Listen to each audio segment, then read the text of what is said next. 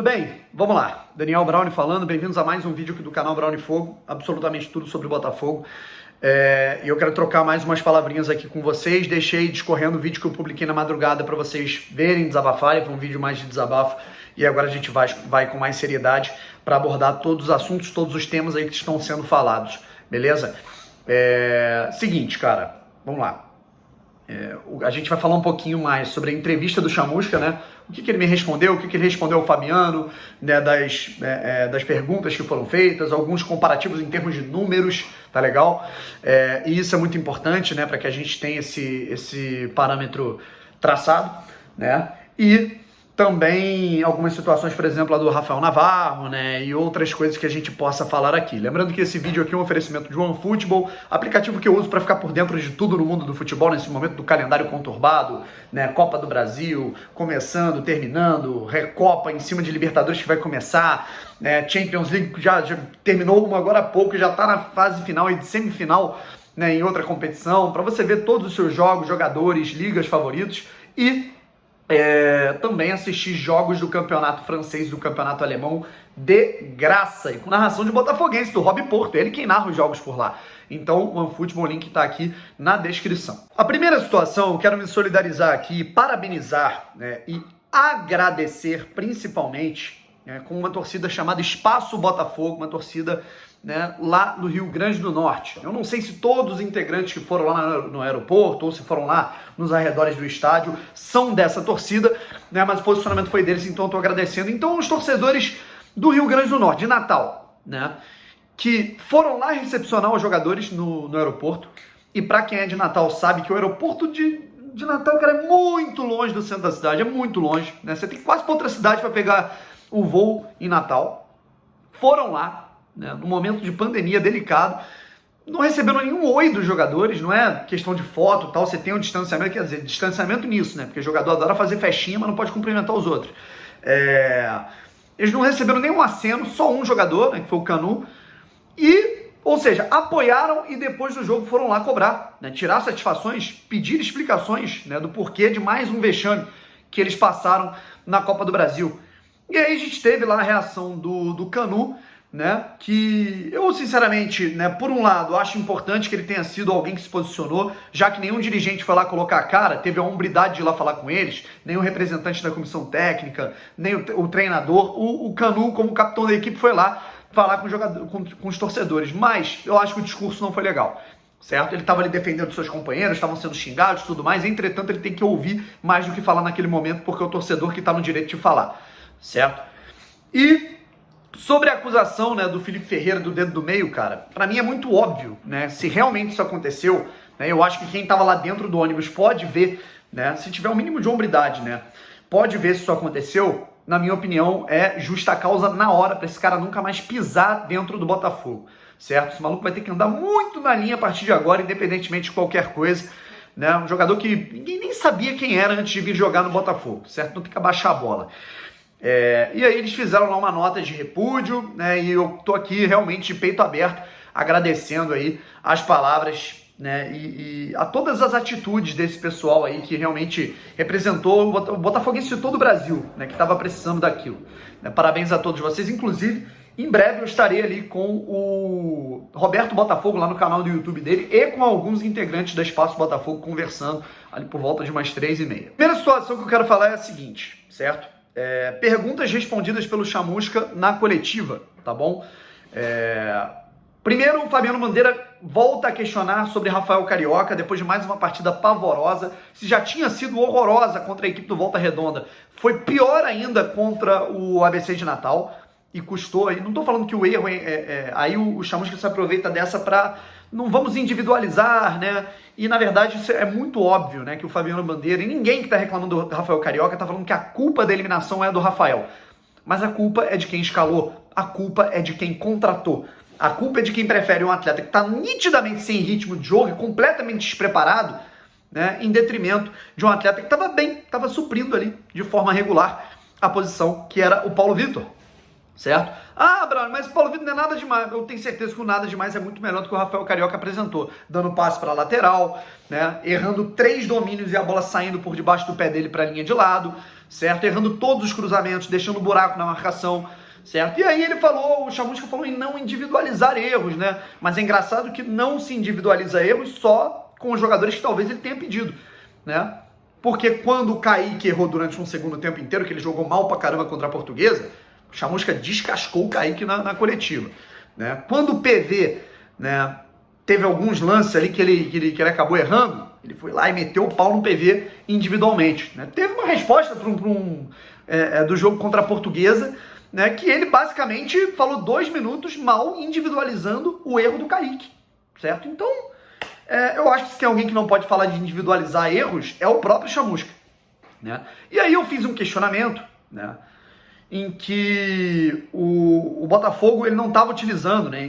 Até que ponto ele viu uma responsabilidade daquilo que aconteceu com os atletas, o Cezinha perdendo pênalti, sentindo a pressão, o Matheus Nascimento sentindo cãibra e saindo no meio do jogo, o Rafael Navarro sem condições nem de viajar, até que ponto ele sentiu que houve uma falta de ritmo, de intensidade física e também na intensidade de jogo, da rotatividade do time na parte dos mais jovens, né? E se ele sentiu que houve um erro de não utilizar esses jogadores mais jovens no Campeonato Carioca, que é onde você tem que testar, ainda mais não tem pré-temporada, né?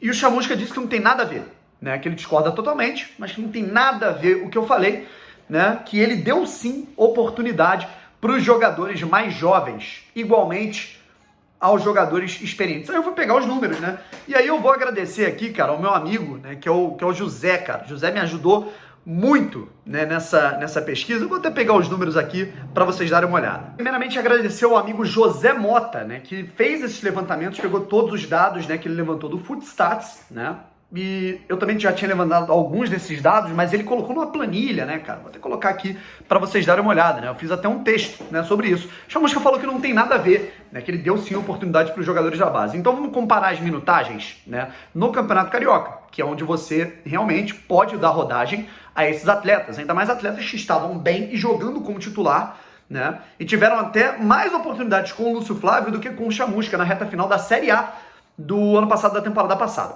Vamos lá. Vou até ler aqui para vocês. O gráfico do meu amigo José Mota aponta que no Carioca, Cezinha, por exemplo, teve 8 minutos de oportunidade em toda a temporada até aqui. 8 minutos, certo? O Rafael Navarro teve 225 minutos jogados, né? Contando aí os 2 jogos em que ele foi titular, né, nas últimas partidas do Campeonato Carioca. E o Matheus Nascimento teve 87 minutos, nem um joguinho completo sequer ele teve com a camisa do Botafogo. Enquanto o Marcinho, né, o recém-chegado Marcinho, teve 463 minutos com a camisa do Botafogo. Ele que estreou lá contra o Motoclube, foi titular uma penca, às vezes, se eu não me engano, ele foi titular em 6 partidas seguidas, né, sem performar absolutamente nada. Deu uma assistência e não fez mais absolutamente nada, né? E ele continuou sendo utilizado. Então, se você juntar todas as oportunidades dadas a esse trio, que foi bem na reta final, né, um trio jovem, Cezinha, Rafael Navarro e Matheus Nascimento, não dá a oportunidade apenas do Marcinho. Isso sem falar do Felipe Ferreira, isso sem falar do Ricardinho, que acabou de chegar, isso sem falar de outros jogadores. O próprio Rafael Carioca, que agora entrou, pegou a posição do PV, agora já era. Rafael Carioca titular absoluto, né? Aí você analisa aqui, pela Copa do Brasil, né, cara, pra você ver, essa que é a situação. O problema é a rodagem no Campeonato Carioca. Aí você pega na Copa do Brasil. O Cezinha entrou pela primeira vez agora na partida contra o ABC. Ele jogou 17 minutos, certo? Ele jogou 17 minutos. O Matheus jogou 93, que ele já tinha entrado contra o Motoclube, o jogo já estava 5-0, né? Então aí o Chamusca quis colocar. E entrou porque não tinha outro para colocar. O Enio jogou 90 e o Kaique não foi utilizado. Ou seja, alguns jogadores como o Enio, Matheus, Cezinha, eles foram mais utilizados. Esses atletas foram mais utilizados na Copa do Brasil do que no Campeonato Carioca. Ou seja, sentiram físico, sentiram emocional, sentiram psicológico, sentiram até a parte tática numa leitura que tem que ser mais rápida em um jogo decisivo. Detalhe, né? O Marcinho, que ontem jogou na segunda etapa, né? Para você ter noção, o Botafogo perdendo por 1-0 para o ABC, correndo o risco de ser eliminado da Copa do Brasil, ele me coloca o Marcinho no segundo tempo. O Marcinho perdeu 10 bolas, 10 posses de bola, por desarme, por errar chute, por errar passe, né? O que ele errou de passe, eu nem cheguei a conferir o número de erro de passe desse jogador na partida contra o ABC. Ele perdeu 10 posses de bola, ele teve 10 perdas de posse. Se você pegar e tivemos 50 minutos de jogo, né, tirando o tempo que o Friso ficou ali por conta da lesão dele, né, inclusive já tá tudo bem com ele, né, já vai, fez os exames, não tá tudo certo com a observação e vai voltar tranquilo. O Marcinho, ele teve uma perda de posse a cada 5 minutos, certo? E o Cezinha, que entrou faltando 17 minutos ali para acabar o jogo, né, e teve a oportunidade aí de melhorar até o time, conseguiu ter mais posse, perdeu apenas 4 posses de bola no momento muito mais tenso da partida, certo? Então, eu acho que isso demonstra um pouco do potencial que cada jogador pode ter, né, e daquilo que realmente se deu de rodagem para esses atletas, certo? E aí você colocou tanto o Cezinha no momento de pressão psicológica para bater esse pênalti, quanto o Marcinho, não o Felipe Ferreira, né, por exemplo, enfim. É inacreditável, cara, é absolutamente inacreditável. E aí é o que eu falo, cara, volto a dizer, em time ruim, jogador não pode ter cadeira cativa, cara. E vamos aguardar o que vai acontecer nessa próxima partida diante do Fluminense, né? O Fluminense pode ir com um time misto, né, porque vai enfrentar o River Plate lá no Maracanã, né, quarta-feira, então 4 dias depois vai ter confronto. Ou seja, eu sinceramente fico muito, realmente, ressabiado do que vai acontecer nesse clássico. E aí, cara, vou pro tema final. Eu acho que o Rafael Navarro, o que vai acontecer nessa situação, que ele está sendo monitorado aí pelo Verona, e provavelmente vai ser monitorado por mais clubes, né? Quem tem um olhar clínico, sempre falou que o Rafael Navarro tem boa performance, é um cara que ele pode evoluir, é um cara com um pivô muito adequado, ainda mais, para futebol europeu, ele tem uma boa leitura tática, né, cara? Pode evoluir, tem que melhorar em algumas coisinhas, mas é um atleta que ele demonstrou ótimos índices no Sub-20, aí quando subiu de forma precoce pro profissional e não foi bem, a galera já meteu o malho, né? Voltou pro Sub-20, mostrou o valor dele, né? E agora ele pode ir lá pra Europa, né, cara? E aí, o Botafogo pode pagar o preço de não ter renovado com o jogador, certo? Que o Botafogo consiga, se conseguir, ótimo, né? E eu acho que isso não vai acontecer agora, sabe? Eu acho que não é algo para acontecer agora, até porque a gente está em abril, ele poderia assinar, digamos, um pré-contrato em junho, julho, né? Acho que não aconteceria agora, mas de qualquer maneira eu fico bem, assim, triste, não só com o fato do jogador, né? Mas da situação financeira do Botafogo desperdiçando a oportunidade de renovar contratos. É isso, gente. Acho que eu consegui falar tudo aqui e elucidar todas as questões, né? E, sinceramente, cara, é difícil achar cenário de perspectiva, né? Por exemplo, vamos dizer que o Chamusca, depois do jogo contra o Fluminense, caia, né? Aí vem o outro.